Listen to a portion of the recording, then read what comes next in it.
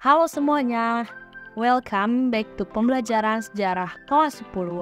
Di video kali ini aku akan membahas materi tentang pengantar ilmu sejarah. Selamat mendengarkan ya. Di sini siapa yang gemar ngopi? Hayo ngaku. Yang suka bergadang ngerjain tugas sambil ditemenin minum kopi? Kamu tahu tidak, kalau secangkir kopi yang kamu minum hampir setiap malamnya itu ada sejarahnya loh. Kopi itu ada keterkaitannya dengan sistem tanam paksa atau kultur stelsel pada masa kolonial yang pernah terjadi pada tahun 1830 sampai 1870. Selain belajar tentang kopi yang diletakkan dalam konteks sejarah masyarakat, ekonomi, dan lingkungan, kita hidup di wilayah yang berada dalam ruang yang sangat beragam. Secara geografis, Indonesia itu berada di jalur gempa teraktif. Tidak heran, Indonesia kerap kali mengalami peristiwa alam seperti gempa bumi, gunung meletus, badai, dan sebagainya. Bahkan, peristiwa-peristiwa tersebut telah membentuk siklus yang terjadi sejak ribuan tahun silam. Untuk dapat menarik kesimpulan dari serangkaian peristiwa yang telah terjadi pada masa lampau dan hingga saat ini, dapat kamu ambil contohnya dengan melihat film dokumenter terjadinya Gunung Krakatau meletus pada tahun 1883. Kita dapat membayangkan dampak yang terjadi pada peristiwa tersebut. Misalnya, pengaruh meletusnya Gunung Krakatau 1883 terhadap perjuangan rakyat Banten pada tahun 1888 melawan pemerintah kolonial Hindia Belanda. Nah, bisa kita ketahui bahwa fenomena alam tersebut mampu mengubah dan memengaruhi kehidupan manusia.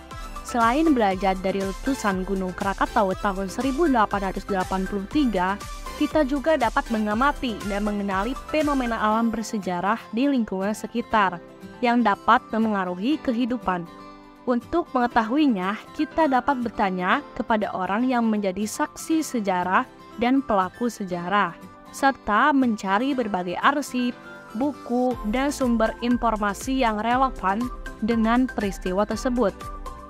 Sekarang, kamu sudah tahu kan, untuk mengetahui dan memahami kehidupan manusia dan masyarakat yang terjadi pada masa lampau, kamu memerlukan suatu ilmu yang disebut dengan ilmu sejarah.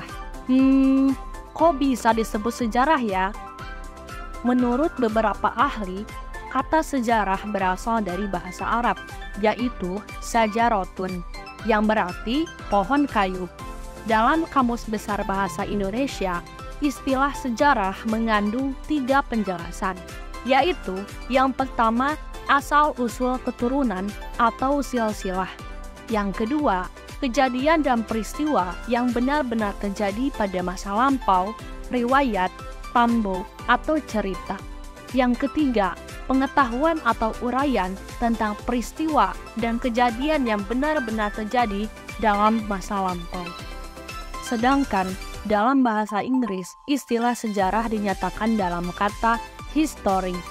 Berdasarkan Kamus Cambridge, history adalah kajian atau catatan tentang peristiwa yang terjadi pada masa lampau berupa peristiwa dalam kurun waktu tertentu suatu negara atau subjek lain.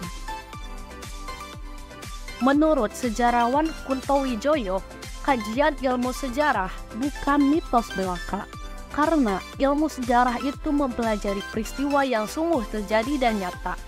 Keberadaan ilmu sejarah bisa dilacak sampai abad ke-5 sebelum Masehi melalui kehadiran karya Herodotus yang berjudul Historie tentang sejarah perang Yunani Persia.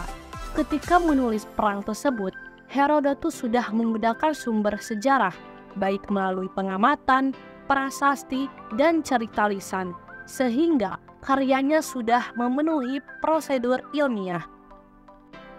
Boleh dikatakan Herodotus itu adalah pelopor penulisan sejarah, sesuai kaidah ilmu pengetahuan.